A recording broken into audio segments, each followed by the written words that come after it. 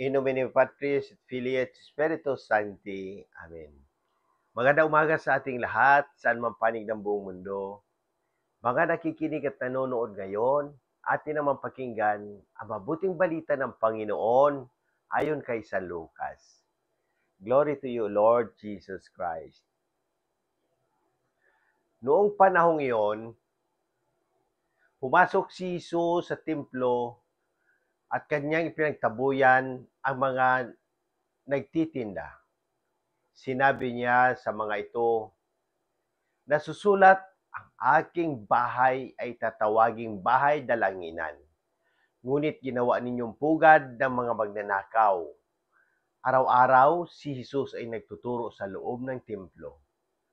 Pinagsikapan ng mga punong saserdote ng mga eskriba at ang mga pangunahin ng bayan na siya ipapatay. Subalit walang makitang paraan upang maisagawa ito, sapagkat taimtim na nakikinig sa kanya ang buong bayan. Ang mabuting balita ng Panginoon. Praise to you, Lord Jesus Christ. Pagnilayan natin bilang mga Romano Katoliko sa unang pagbasa at sa Memorial of Saint Cecilia, Virgin and Martyr. Ang Ebanghelyo ngayon mula kay San Lucas ay nagpapakita ng kahigpitan ng Panginoon sa mga maling gawain sa loob ng tahanan ng Diyos. Ang templo ay isang lugar na itinalaga para sa panalangin at pagsamba.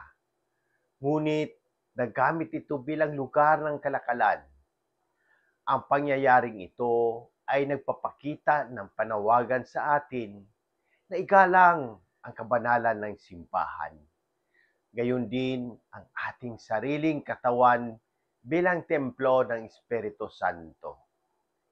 Sa ating panahon ngayon, makikita natin ang parehong hamon ang simbahan at iba pang mga sagradong espasyo ay minsan nagiging lugar ng pagkakagulo, politika o pansariling interes. Dagdag dito, marami rin sa atin ang hindi na rin nakikibahagi ng aktibo sa mga sakramento o nalilihis ng landas dahil sa materialismo at kawalang pakialam. Ang unang pagbasa mula sa pahayag ay nagtuturo sa atin na tanggapin ang salita ng Diyos kahit ito man ay magdudulot ng tamis o pait. Tayo ay tinatawag na maging tagapagbalita ng mabuting balita sa kabila ng mga pagsubok o opposition.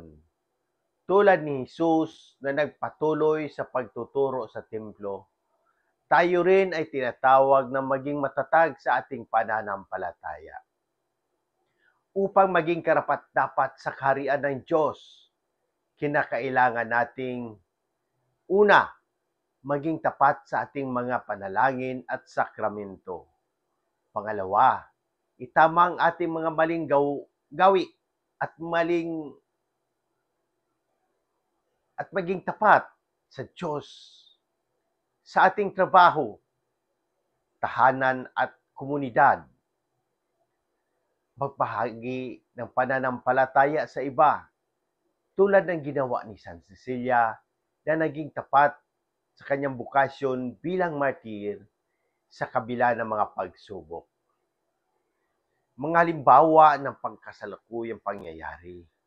Una, pag-abuso sa simbahan. Sa ibang lugar, may mga nangyayaring maling paggamit ng mga pundo ng simbahan para sa pansariling interes. Pangalawa, kawalang interes sa pananampalataya.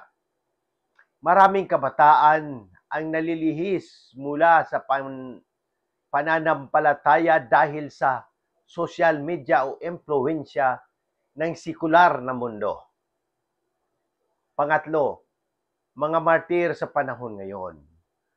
Ang mga Kristiyano sa ilang bansa ay nakaranas pa rin ng pag-uusig dahil sa kanilang pananampalataya, tulad ng mga pag-atake sa mga simbahan o pag-aalis ng kalayaan sa pagsamba.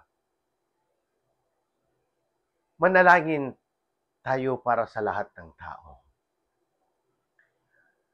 Aming Amang nasa langit, pinupuri ka namin at pinapasasalamatan sa iyong kabutihan at pag-ibig. Sa araw na ito, inihiling namin ang iyong gabay at awa para sa buong sangkatauhan. Ipakita mo sa amin ang tamang landas upang ang bawat isa ay maging karapat-dapat sa iyong kaharian. Gabayan mo ang mga nasa simbahan upang manatili silang tapat sa kanilang bukasyon. Naway maglingkod sila ng may kababaang loob at kabanalan. Palakasin mo ang mga pamilya upang maging templo ng pagmamahalan at pananampalataya. Bigyan mo ng lakas ang mga inuusig dahil sa kanilang pananampalataya. Naway makita nila ang iyong liwanag sa gitna ng kadiliman. Sa mga nakikinig at nanonood ngayon, buksan mo ang kanilang puso upang marinig at sundin ang iyong salita. Tulungan mo kaming lahat na mamuhay ng may kabanalan upang sa huli kami ay magkasamang magalak sa iyong piling sa walang hanggan. Ito ang aming dalangin sa pamamagitan ni Jesus na aming Panginoon. Amen. Sa muli, hinikayat ko ang lahat, Katoliko man o hindi, na magtanong at pagnilayan ang mensahe ng Ebanghilyong ito. Kung ikaw may mga katanungan tungkol sa pananampalataya, ang ating simbahan, o sa anumang aspeto ng ating buhay, bukas ang aking puso na sagutin ang mga ito. Sama-sama natin pagnilayan at pahalagahan ang habag at pag-ibig ng Diyos na ipinapahayag ni Jesus sa Ebanghilyong ito. Sa pamamagitan ng ating mga gawain at salita, naway maging daluyan tayo ng habag at pagmamahal ng Diyos sa lahat ng tao. Amen. In nomine Patris et Filii et Spiritus Sancti. Amen. God bless! Wow.